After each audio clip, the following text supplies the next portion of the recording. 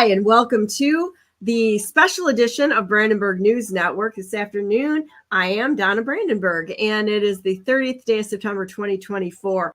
To all of my viewers that watch on a regular basis, I decided to jump on this afternoon after talking to my friend Cindy Fortner, and I just wanted to decided that it was time for us to snap the cameras on. So I want to give you a little background on this, okay?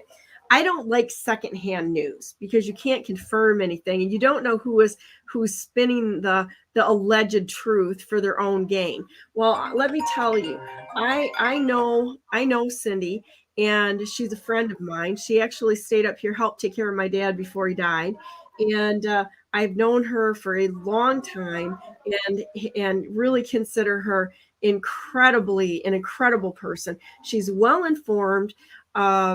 She cares about people deeply, and she has always unique perspectives on what's going on as somebody who can actually research for herself and not be told what to say and what to do. So I want to bring her on right now and welcome Cindy onto our show. Hey, Cindy, how you doing? Let's see if we get her on here. Connection's a little slow. Hey, Cindy, how you doing? Yeah, I'm good. You doing okay? Yeah, you're doing great. The connection seems to be slow off and on, and I'm assuming that's due to being down It is, yeah. They're having trouble. Yeah, the disaster zone down there a little bit. Yeah. So yeah, we're having trouble getting. Go ahead. Go ahead. No, we're there. The service here is like spotty. We do have service here at the casino, but they said it's kind of coming in and out. But right now it seems to be holding okay. Okay, so I'm going to tell you what I've seen online. It's just absolutely horrific. And being able to talk to you who is on the ground there and seeing what's actually happening is from somebody who's local, I think gives a very unique perspective to what's actually, and I mean actually going on the ground. Can you please tell everybody exactly the terrain down there? Because what I've seen other people bring to the table is it's shots of a disaster area, but it's really not talking about the human cost and what's happening to the people and what the instant needs are down there, because we're going to see more people die, and a lot more people die unless somebody gets off their behind, gets a plan, and gets in there to help people that are on the ground. So just as I talked to you a couple of hours ago, I was going through town and saw a train of rescue coming in, buses, boats, police officers. So I went over to interview them to see what was going on. The federal marshals, the agents that are here to protect the people that are here to do the rescue and searches. I don't know why they need federal marshals for that, but they are all over the place. They came in from Florida. The one fellow I talked to was from Chicago. So they're all from all over the country, and they're staging these rescue events all over the area, not just here in Cherokee. This just happens to be one issue that they're sending them out from, one place they can stage, because we do have some kind of service right here. First 2 days, we had no service anywhere at all. We still are not able to make a 911 call. So if anything goes wrong, any rescue needed, or anybody has an emergency, you have to drive to your closest fire station to be able to pick them up. They instituted some type of a roaming device that if they happen to have a terrible emergency, you can reach them, but it's a roaming service only, so it's hit and miss. We all knew the storm was coming in. I used to live on the coast of South Carolina, so I'm familiar with hurricanes. Hugo just hit 35 years ago on my dad's birthday in McClellanville, South Carolina, so we took a direct hit. Knowing all that, I'm always ready for storms to come through. Up here, nobody knew this was going to come in like this. So you're sitting here waiting for a rainstorm to come in, and we had rain 3 days previous to all this rain coming in, so not associated to the hurricane, just 3 days of constant rain. Prior to that, we've had a drought, so the rain didn't go anywhere, just rolled off. So then when it started Friday afternoon, well, it started Thursday night. By Friday morning, some places were already up to 12, 15 inches of rain. In the end, some places got 30 inches of rain. So you're talking about all that rain coming down from the top of the mountains, starting up in Tennessee, and then it comes all the way down through North Carolina and then on down into South Carolina and Georgia with nowhere to go. So from what I understand and from the pictures that we can get, Asheville, North Carolina is not recognizable. There's nothing left of it. So it's still underwater. The water has nowhere to go, so it's not draining. Montreat College wiped out. Black Mountain, North Carolina, which is the home of the famous Billy Graham. From what I understand, Black Mountain is also destroyed. Marshall University, right up here at Marshall, North Carolina, all wiped out. You go a little bit further over, we were just in Lake Lure. I used to live there in the 90s, having lunch by the lake, and not 5 or 6 days later, there's nothing left of the town down from Chimney. So it starts up at Bat Cave. It's sort of like the top of the peak, and you wind your way down through a little 2-lane snake road into Chimney Rock, and then it winds further down into Bat Cave, Lake Lure, excuse me. Everything let loose, mudslides and all that let loose at Bat Cave, pushed it through Chimney Rock, and all of that you just saw in that video is the debris that's laying on top of the surface of the lake at Lake Lure. So everybody, what's so bad is a good bit of our population here is very impoverished. A lot of people you find living in permanent campsites with like permanent roofs over their little, shade over their campers or whatever, and that's where they've come to retire. A lot of these people will never be found. It's washed out. And, they were living in permanent sites, so it's not like they could evacuate because they have nowhere to go. A lot of these people living like here on the reservation, they don't have cars. We have a transit available, but if you can't call transit, you don't have transportation. So basically, some people are walking the streets. My son is a manager of the local pawn shop. The first 2 days, they were the only ones with internet service at all. So people were coming in panicked because they all left Florida coming here to get away from the hurricane. Once it hit here Friday, all communication was cut. All banks are gone. No money was here. Nobody had any way to get out of here, and cash only. So it's been kind of apocalyptic.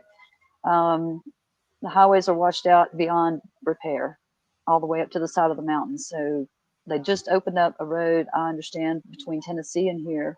So you can come through. Otherwise, it's pretty much cut off from the rest of the state.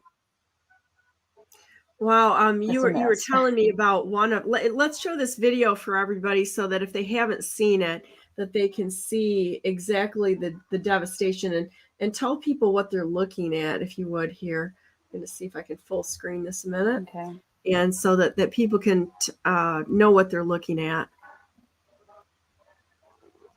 So if most people don't know, a portion of Dirty Dancing was filmed in Lake Lure. 1987 is when they wrapped it up. They had their screen party, and it was Patrick Swayze's birthday when they closed it out. So we had, a big influx of people there from Hollywood and all that. It's a 23-mile radius man-made lake, the beachfront, waterfront. And we just went last Saturday for the first time in years. We had gone up to an apple orchard and went by Lake Lure just to check it out for old time's sake and had a picnic.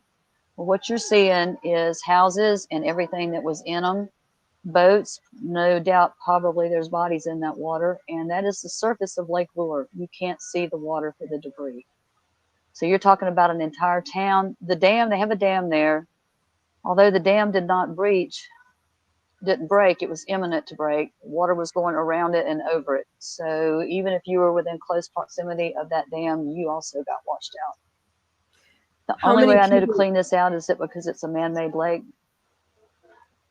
I just got word from, and this is straight from the guys from the federal marshals, over the airwaves, they're telling people that there's about 1,000 people missing or unaccounted for. These guys just told me there's 11,000 people unaccounted for and missing right now in all, not just here, but in all the areas. You're talking probably around a 200-mile radius. 11,000 people missing or unaccounted for. Yes. And the reality is that, well, I'm glad the marshals are on the ground there, and that they're, that who's in charge, or is there anybody in charge that's got a plan that's really, can you tell who it is? Not really. When I first pulled up, when they were first starting to come into town, I stopped and just started questioning the officers. They were the first ones on site besides a couple of buses. And what they told me were they were federal marshals here to protect the guys that are doing the rescuing. And they don't have any certain, they were getting ready to form their meeting to decide where they were going to go and where they'll be sent. And so just now, right before I came in and we got started, I rode through the parking lot again, and now they've got a full team down there now.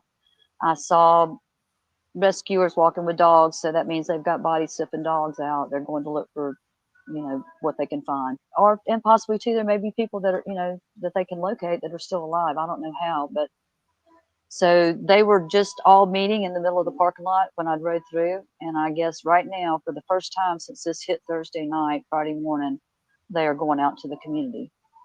He told me that they had come up from Florida. They were all sent to Florida, so they were just getting into town about 12:30 this afternoon, and so right around 2, they were just going together as a group to, I guess, be sent out to where. And the sun's coming out now for the first time since Thursday. Wow. So I asked them if they knew what they were getting ready to look to see, and they said they didn't know anything about it. They were coming here blind. Nobody has filled them in. They don't know what they're up against. They don't know what they're getting ready to go look at. So they don't know. And I don't know, with that in mind, how do they have a plan till they get here and just actually go? Because I don't know how you could wrap a plan around this mess. Well, let's talk about the cities as far as how many people were living in those cities that vanished. They're basically gone, up the mountain. Well, you're not talking about big populations, and like the schools, the colleges, Montreat and Marshall, those are very small little schools. You're probably talking about 1,000 to 1,500, maybe 2,000 students on campus at a time. The town itself, they have like a Bojangles and a Taco Bell, and that's it for food, fast food. So you can kind of guess it's not very well populated. The school is the majority of their infrastructure and their income for the economy. Asheville is a very large city.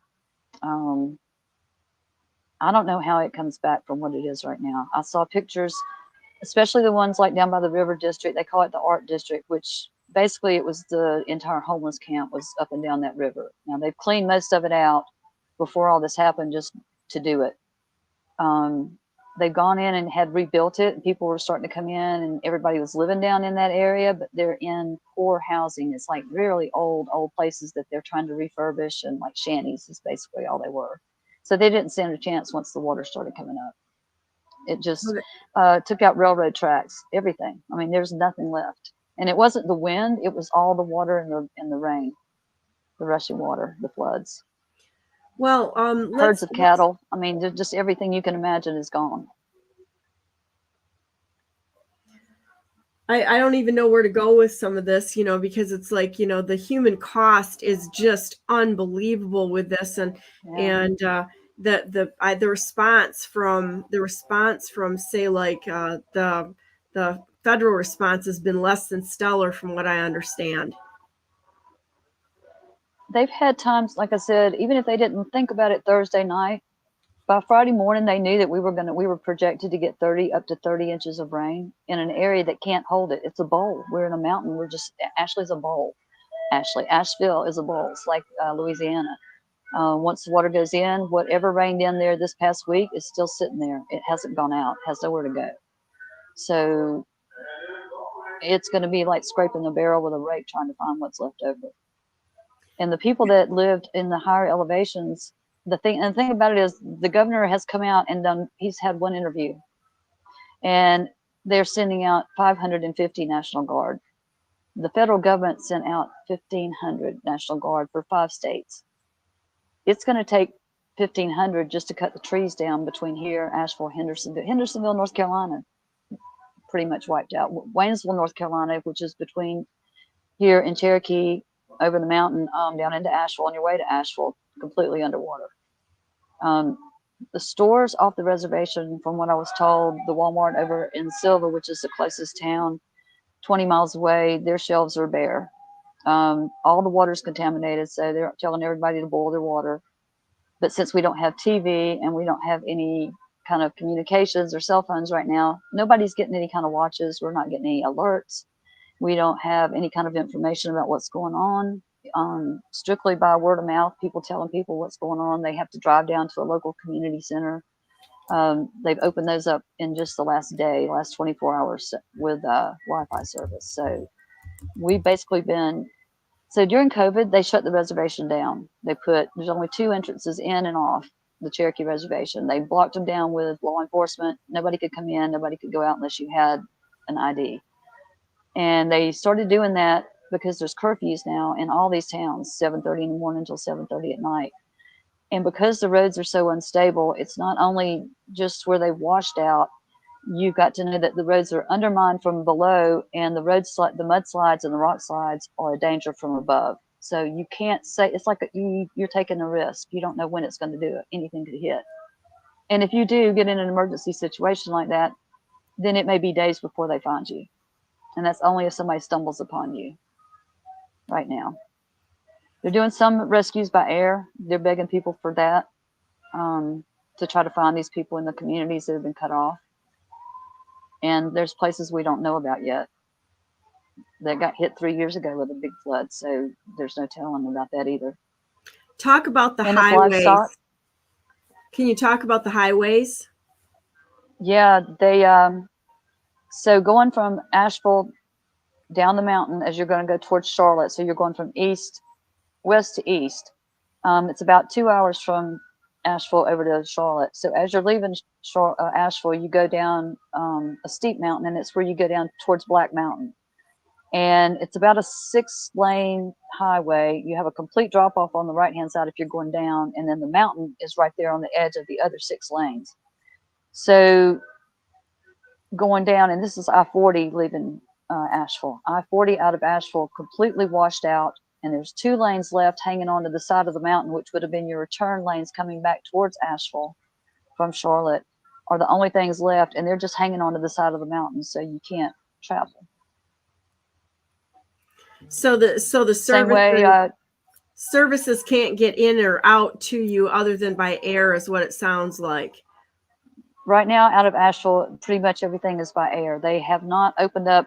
They have a place called the Tail of the Dragon, and this is a very well-known area. It's a ride or die kind of trail. It's a road that comes down 2 lanes only. It starts at the top of the mountain, very windy. People come and go down on motorcycles and little cars and leave their parts and body parts all over the mountain. It's called the Tail of the Dragon. Up until today, that was the only way in or out of here, and it takes 2 hours to drive down it. And that was to get from Asheville just over to this side of Western North Carolina, which is only 60 miles away as the crow flies. But they opened up I-26 going towards Tennessee. So that's how the rescue people were able to get here, is they came down from Ohio, and then the other fellows came up from Florida. The marshals came from Florida. This group that's here now, they're from Ohio. So I took some video of they've got their boats, they've got their buses, their command centers, generators. It's an entire casino parking lot full of equipment. But it took them, today is Monday. It is. But they told me, I interviewed several of the different officers, and they said it's going to take months to dig these people out, just to dig them out, not cleaning up. They don't even have an estimate of what it's going to do to clean it up. Basically, you'd have to go in and just bulldoze everything, because everything, all the buildings, the surrounding towns around Asheville, leaving Cherokee and everything, are like little mill villages. So you have your little two small bedroom houses, little frame houses that have been here since the 40s. And it's been a thing to come in and buy them and remodel them. And the younger couples are kind of homestead, starting out their new lives like that. But they're not built very soundly because they're so old. But when that much water comes in that short amount of time, and that much, we had 90-mile-an-hour winds. So we had hurricane force winds on top of the water coming through.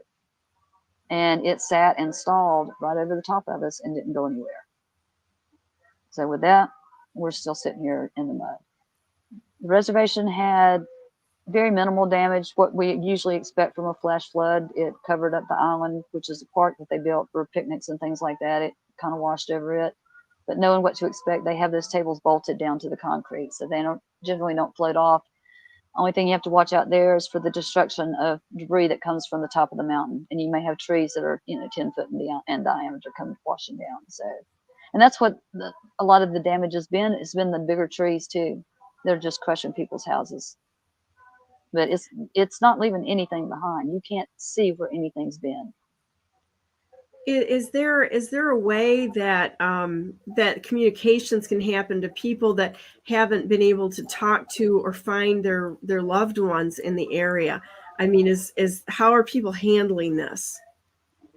So for the first couple of days, it was sheer panic. People were trying to drive up here to find their loved ones, not being able to get even close to here because all the roads were cut off. My son was letting people use his private phone because the business told them they couldn't use their landline to make phone calls because it was people from all over trying to get phone calls out. From what I understand, T-Mobile and AT&T have their towers back up, but here in Cherokee, the only service you have with any service at all is Verizon.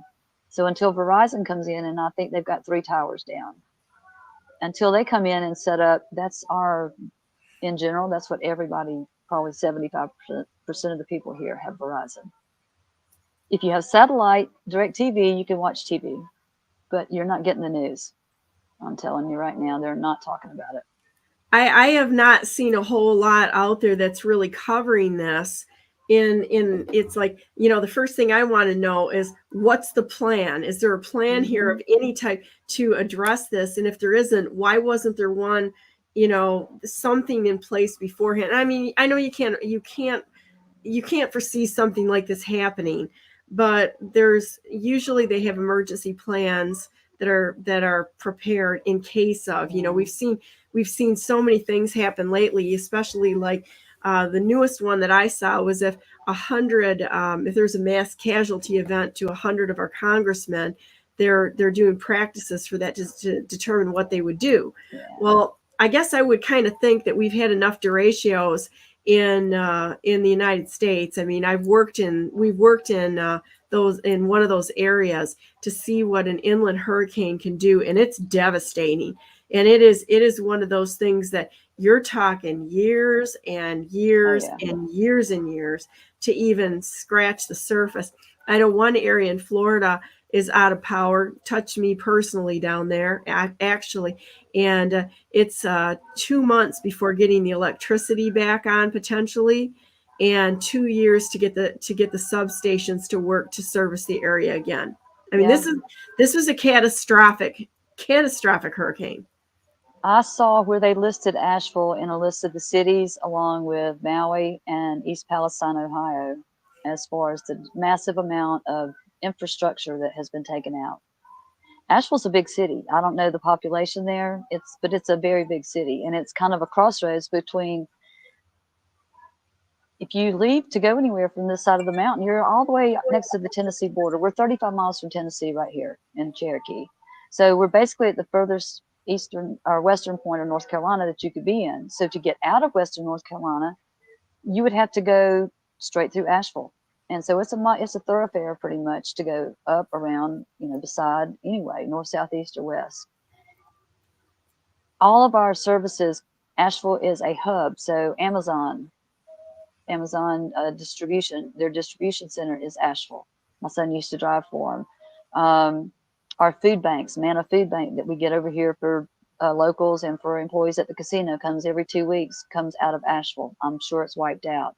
It took out the entire Goodwill Habitat store, not Goodwill, but the Habitat for Humanity store was sitting on the river.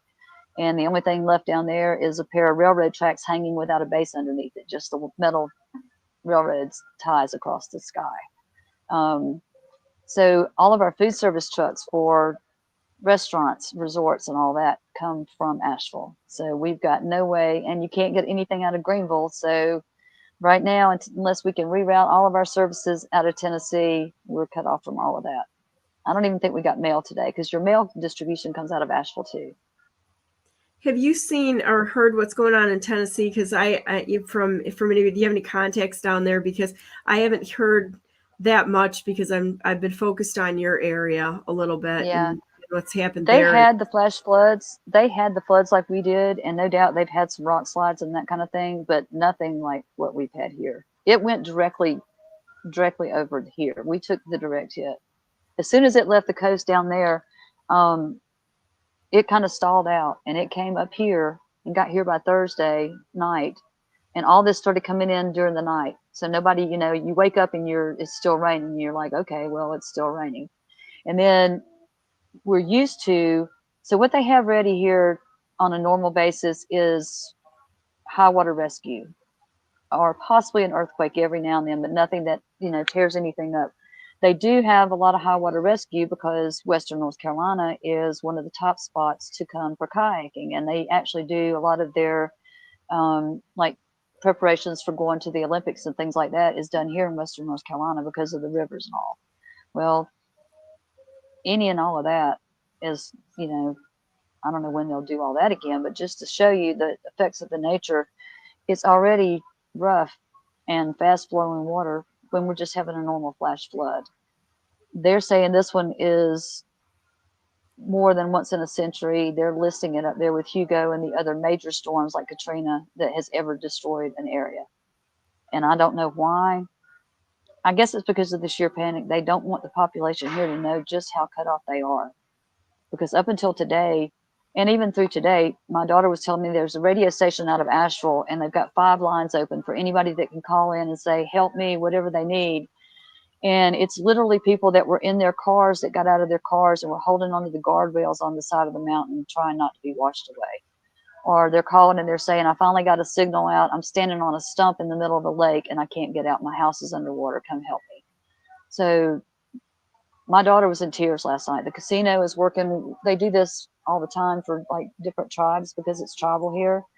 They'll get together food drives or clothing drives to go out west for some of the other tribes that aren't anywhere near as, well off as this one is. And we're still very impoverished here. But they're going to get together work crews, but I don't know what they can do. I've been there to clean up after Hugo. I had a dustpan, a 5-gallon bucket, and a wheelbarrow. My dad had 8 feet of mud and water and shrimp and fish come in his house off of a 4-foot porch. So you would scoop a bucket of mud with the dustpan, pour it to the 5-gallon bucket, empty that into a dustpan, roll it out onto the front porch, and just dump it. Imagine that with one house. It took us 10 days, and that was without any electricity or anything else like that, to clean that just one place up. You'll never clean these places up because you can't dig them out. You'll have to literally take bulldozers and heavy equipment and just push it somewhere. And I don't know where you'll push it. Oh my goodness. You can't dig a trough and drain the water. I don't know what you do with it. How many people were living in approximately in Chimney Rock? Less than 1,000. But you're talking like their businesses were downstairs. They lived upstairs. So everything they owned, and even if they were at home, it all blew very quickly. They weren't expecting, they had been given a warning, but the first thing they got was a siren. And then the next thing you know, the river, the mountainside let loose and everything came washing down the street. And it's all downhill. It's like at an angle. You start, like I said, you start up a little bit higher at Bat Cave, and then it declines on down into Lake Lure is like the little valley area. So being on everything that was on the left-hand side of the road going down towards Lake Lure is probably sitting on the edge of the river right now. But anything that was on any business on the right, and it's only a 2-lane road in or out. So you're not talking about heavily populated. But once you get down to Lake Lure is resort. So you've got Fairfield Mountains Resort over there. We lived there in the 90s for 4 years, building really nice, exclusive homes for like Lindell Cedar homes, the big log cabins and things like that, $1 million houses. And that's what's on the other side of Lake Lure. Now, I don't know that those were touched, but all the people that lived permanently or had summer homes at Lake Lure, if they had anything in or close to the water or on the water, it's gone. Businesses too. There's a hotel gone. The sign's still there for the hotel, but the building itself is gone. So it's unimaginable. You can't, unless you, and I encourage everyone to go in and just take a look. That they tell me that on TikTok and on YouTube, you're getting more information because you're getting people that are able to get out and take pictures. So if you go in and just Google or search for any of these small towns, you'll get some coverage and you'll get an idea of just how it is. And like, I feel like I have it bad, but I'm so blessed because we didn't lose power. Even with all that wind, I didn't lose power. No TV, no cell service, and any of that. Plenty of food because I'm a prepper. I'm always ready. I got a whole bedroom full of food, so I I'm got to feeding tell everybody you, in the. a little I'm feeding everybody paranoia right now. about being prepared is a good thing at this point in time. I think that all of us are going to have to face some really, not even dealing with like a natural disaster like this or created. I mean, we could go a couple of different ways with that because, it's like it's hard not to go there knowing that we've got plenty of proof that they're able to do some weather manipulation out there. And so there's like, what is there, 3 or 4 other hurricanes that are on the way north. There's 3 right more now. coming up right behind it. And it said that 2 of them are going to merge. Oh, there's all kinds of fun, right? And Yeah. When you look at where they originated from, it looks like they're coming from the same spot. And so that to me is like, how is this even possible? I mean, we need to start same asking. Trajectory too. Same trajectory, everything. Kind of unusual that this would happen, that you'd have like 4 hurricanes right on top of each other. Same trajectory, the same thing. And I think we got a lot of questions to ask, and some answers better need to be coming forward. It is very shocking to me, and I don't know if you've seen anything, but I haven't seen a lot of response from anybody in the Biden administration on this. It looks like both Elon and President Trump are working on a few things. It looks like they're trying to get some access to Starlink up and running, which I think that's wonderful. Anybody that can do anything right now and jumps in on this and sees this as a human tragedy. This really is. I mean, this is our family. This is our family. These are our friends. These are our countrymen down there. And I wish there was a lot of these little towns. These little towns are where people come to retire. Like, it's mostly older people. So you're wiping out like populations of a certain age of people. And also, there's no way you can have any kind of election. There's no way to have an open poll house anywhere to vote in Asheville, North Carolina, or anywhere around it. So that's done for. They won't even be getting the mud off the streets in 35 days. So. Well, and the mail can't get through. The absentee ballot thing is not there too. I mean, any of the mail-in stuff it's how are you going to distribute them? You can't even find the people right now. There's no roads to get to some of these people. When I talk about poor people, I'm talking about dirt poor people. They are dirt poor. They've got very little, and they couldn't have evacuated. One of my daughters is out at Duke right now, going to school, and she said a lot of the things that were coming online, people were like, well, why didn't those ignorant people get out of there? Why didn't they evacuate? Well, who in the world would have put a 90-mile-an-hour, almost a Cat 1 hurricane coming through the western mountains of North Carolina on their bingo card? It would have never come up. You couldn't have planned it. So, and again, even if you had wanted to get out, there's a lot of people they just couldn't. They have nowhere to go. I see people walking the streets here every day, and it's local people that live here, and unfortunately, it's due to drugs and other things like that. And the tribe, I have fault with the tribe that they don't do anything to help that. But they won't let us go hungry. If worse comes to worse and the streets start firing, they'll shut the reservation entrances down, and they'll keep us fed. But it'll be one of my grandsons went down the road halfway to Asheville just to get service the first day. And he said it was like something you see in a movie. People were lined up on both sides of the highway, at least 150, 200 cars. And they weren't out talking to each other or trying to go anywhere. They were just sitting there trying to make a phone call. No traffic moving. All the businesses are shut. The Ingles grocery store, which is our major chain here, has shut down the doors. They just closed the doors. When they did open up, they're only letting 2 or 3 people in at a time. Cash only sales. If you have no money, you got no groceries. They did today that we have one grocery store on the reservation, a food line, and they today for the first time accepted a debit card. But there's no, well, it is, but like for people that their only source of income is food stamps, you can't use your food stamps. So they can't connect to the accounts and stuff. So they were bringing in anything they could to the pawn shop at where my son works, just to get enough money to buy just a little bit of loaf of bread, some peanut butter and jelly just to get through this for a few days. And if Well, you don't have something to pawn, you didn't have money. So unbelievable. I a don't even couple think was to here say today words from to Florida. say. He had a couple here today, and he just told me this. Remember, I was speaking to you earlier, and he was going out to make a purchase of a firearm, and it was a couple that was here from Florida, and they just wanted to get home, and they couldn't get out of here. And it was the wife of a former highway patrolman who had passed away, and she happened to have 2 of his firearms with her, and he was able to purchase those, not through the store. It wasn't anything illegal. It was a completely legal purchase, but for protection only. And they were just happy to be able to get out of here and try to get back home. Are you seeing a lot of people So, that are like fighting for are people cooperating pretty good, or are they scared and doing stupid stuff? they're scared right now, and the stupid stuff is over in Asheville, where you're literally, if you're in Asheville and you have been wiped out, you got no chance of getting anything unless you got somebody specific bringing you something, or you were standing at a food truck. The different services that go in, like chefs, I forget the names of them, but they go into communities when they're hit by disasters and they serve hot meals to the people there or first responders.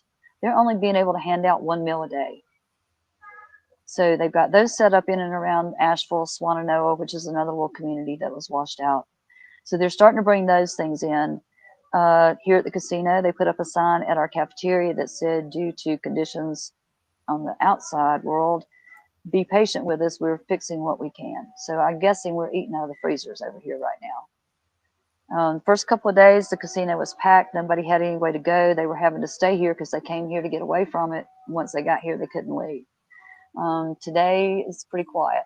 Not many people here, but believe it or not, there are a bunch of jackasses downstairs still throwing money on the tables. That doesn't it like walked isn't in, it like to my- unbelievable to you? That's unbelievable to me. Yeah. That there are people that Yeah. sitting there gambling when there's so much to do. I mean, even just figuring Yeah, out you can just going go to a 20 miles down neighborhood. the road and you can't go any further. One Wow. guy walked in the pawn shop yesterday and he threw a bag of jewelry on the counter and demanded my son give him $6,000 for it. And he said, "Man, I'll give you $500. That's all I am able. That's my limit." And he was, started getting cranky with him. And he said, "I've got people that are coming here giving me whatever they can pull out of their house to pawn just to get groceries or get gas for their families." He says, "I'm saving the money for the locals." And at that, he can't even give them cash. They still have to bring something to pawn to get the money for it. And they're Wow. not giving much out. A family came in yesterday and they had a bag of CDs and movies. And he said, "I can give you 25 cents a piece for the movies, and I can't buy the CDs from you. They're worthless." Oh my goodness. So it's very sad. Well, if there's somebody on the outside that's watching this and they want to know what to do, do you have any ideas that are coming to mind right now? Or should we start making a plan? Like, do you need me to jump in my truck and come get you? Well, the only commercials I've seen, because my neighbor does have DirecTV, and I go up there and poach his TV when I get a chance. The only thing on TV is a Red Cross commercial. And I do not want anybody to give money to the Red Cross. It never goes to the people. And right now, that's the only disaster relief that's even showing up in advertising. So again, I don't think they know what they're doing. I don't think they know how to do it. They're just jumping in and hoping to God they can make something happen out of it. Did I And hear it's 4 correctly? days into it. Did I hear correctly that Biden said that they're not giving any more money to the area? Is that true? I saw a message on Telegram on a channel on there, and I just saw one that came across on my news feed that said the same thing. The Biden administration is not giving out any more relief money to victims of Helene at this moment. I don't know. The guys that I talked to, they didn't know anything. They had jumped in rental cars in Florida. The one guy federal marshal I talked to, he was from Chicago. And I said, "Do you know anything about this area?" He said, "No, ma'am." I said, "Do you know what you're getting ready to go look at?" He said, "No, ma'am." I said, "Do y'all have any idea what you're going to do?" He said, "No, we don't. We were told to meet here. They were just all arriving at one time. And like I said, about 2:00, looked like they were gathering in the parking lot to disperse." So he said they have, and I stopped one guy and I said, "So where's your FEMA headquarters going to be?" Because one of the guys told me they were going to have a specific site for FEMA. right here too. And he said, we don't really have one set up. We won't know what we're going to do till we're told to go where we're told to go. And nobody is talking. There's nobody that's addressing the people or anything. There's no news cameras here. When they do a lot, when the Channel 13 News, which is the ABC affiliate out of Asheville, and that's the closest one for this whole Western North Carolina, that's what we all get for our news. They show the same news feed from one live shot, and they've not left that spot for 4 days. So I don't know if they just can't get around or if they don't want people to see anything else. I, again, think it's to keep people from panicking because, again, we are in the situation to where it's your worst nightmare. It does, see what could happen when you're cut off. You got no water, you got no food, you got no house to live in, you got water all around you. Everybody else is washed away, and you're sitting there on a stump waiting to see when the next helicopter comes over to get you out of there. Because most of the driveways on a good day up here, I don't drive around here because they're straight up and down. They're gravel, they're dirt. They're not paved, and if they are paved, if they got rained on with the leaves on them right now, you can't drive on those anyway. So even on a good day when the sun's shining and we've not had a drop of rain, you can't get up and down these roads. They're straight up hanging off the side of the mountain. No guardrails, just dug out with a bulldozer, throw some gravel down, and welcome to your new home. So, and up there with no service, and the thing, some people came in and it was two ladies. They said, well, we've got service where we are at the top of the mountain, but we don't have any food and we have no cash. And the ATM at the pawn shop was completely empty. Now they have an ATM here at the casino with money because once it runs out, they just go back to their safe. They take the money out of the safe, they put it right back in the ATM, and then the gamblers come right on over. They take their debit cards out, they stick it in that ATM, pull the money right back out, and go throw it on the tables. So they're just they're rolling money just in a circle around here right now. And it's a $10 ATM charge to take the money out. Oh my goodness. So. Wow. Well, I think we need to start working on a plan there to figure something out, or at least find out what's going on, and maybe get something that people can jump into to help with this. I think the only thing you could do right now is just start getting ready for when they do finally come to a starting point. They don't have a starting point yet. That's the whole thing. They don't know where to start. Once they get an idea of what they're up against and then they make a plan, then they're going to know what they need more than anything. Because like we have Pepsi distributors here and different people like that, and they're opening up spots to where they're giving out water because the water's gone. We have to boil water. And the different food trucks are coming in trying to, feed what they can. But like the first responders here, we don't have any restaurants open at night. I told them, I said, I know that our first responders here on the reservation, my nephew's a sergeant on the police force here. They can come and eat at the casino because we're open 24 hours a day. I don't know if we got enough food to feed all the first responders that are out there. I don't know if their buses that they brought in has their food on there.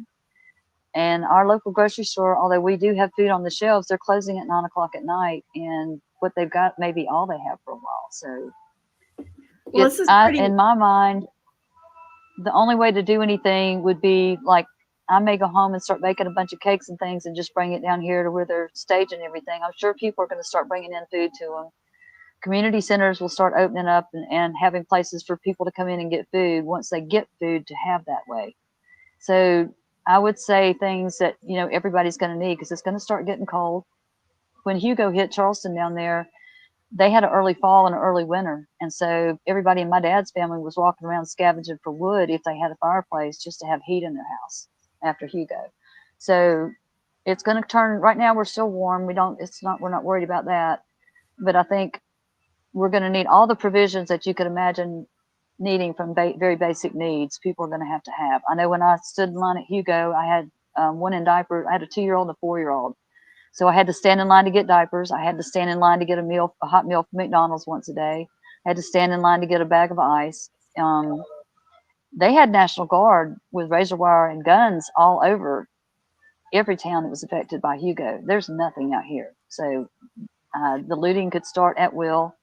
I'm worried about sleeper cells that are sitting out here waiting to go. There's all kinds of things going through my head right now that I don't have answers for, and nobody can fix or help either, because it doesn't look like they're really too worried about it. Well, like we were talking earlier, and you hadn't heard about this, but there's stuff out there that shows like some trucks and such had their tires slashed, trying to bring relief into the area, and they were warning people not to stop at the rest areas or the truck stops because they were slashing tires, and they were actually even a count. I couldn't believe it. It's like, wow, how low can you go? I mean, why would somebody slash tires of vehicles when there's a disaster going on? There's only one reason for that, is that they're trying to make things worse. Well, that and maybe come back later because they could come back later and do it. You got to remember they got 18 wheels on each one of those trucks. If they slash all of them, how long is it going to take them to replace those tires? So they could probably come back at a later time and just walk off with everything if it's left unguarded. Well, I'm feeling like we're in Venezuela. When that kind of stuff happens, it feels like Venezuela. They do the Maduro. Maduro was doing the same thing, and they, there was no law down there. So any help that anybody tried to send the people, it was being looted before they got there, because the government was totally, derelict of its duty to protect the people. And so it's just really sad. But well, I sure hope that. Well, I hope they take notice, because Asheville is a very liberal stronghold. I don't doubt that it's probably a sanctuary city. I went to see Sarah Palin speak at the convention center when she was running for vice president, and we were heckled by all these hippies with all their signs, and the women with all their hairy armpits and all that, and that's the best they got going for them. But that's what kind of the community is in Asheville. They don't know how to survive. They have no clue. They can beat a drum, they can walk around in gauzy clothes, and they can, whatever they do, but they don't know how to live like this. And that's the majority of the population in Asheville was that. And young millennials that are just social butterfly type people. It's a entertainment community, eclectic entertainment community. And so they have a bunch of people down there floundering. So it's too bad. It's quite a mess. Well, and prayers go out for all the families who have people in harm's way. And let's say a prayer minute, and then I'm going to have you come back on over time here so we can talk about this some more. And if you can take pictures or videos or want to do some interviews, that would be awesome. So let's say a prayer right now, and then we'll come back on. This is just heartbreaking. It's just so heartbreaking. And really see if we can get the word out there. Even if we can get something out there that shows people that they haven't been able to contact, that'd be great. So here, let's go ahead and say a prayer. Dear Heavenly Father, thank you so much for being with us in these times when there's such great loss and tragedy. We know that we don't understand why this happens. We really don't. But we ask that you would bless every single person who is involved with this and give them a peace that passes understanding as you walk us through this horrible tragedy. Please give us the way to do the best we can to mitigate any more loss of life, and that we can be there for these people. We thank you so very much for being with us in times of trouble. We trust you and we love you so very much. And please bless everyone involved in this. The rescuers, keep them safe and give them the way that they need to go to find the most people to be helpful. In Jesus' name we pray, amen. All right. Well, let's come back. Let's come back to this later, Cindy, when we get a chance to talk some more. We'll be back, guys, on and off on this.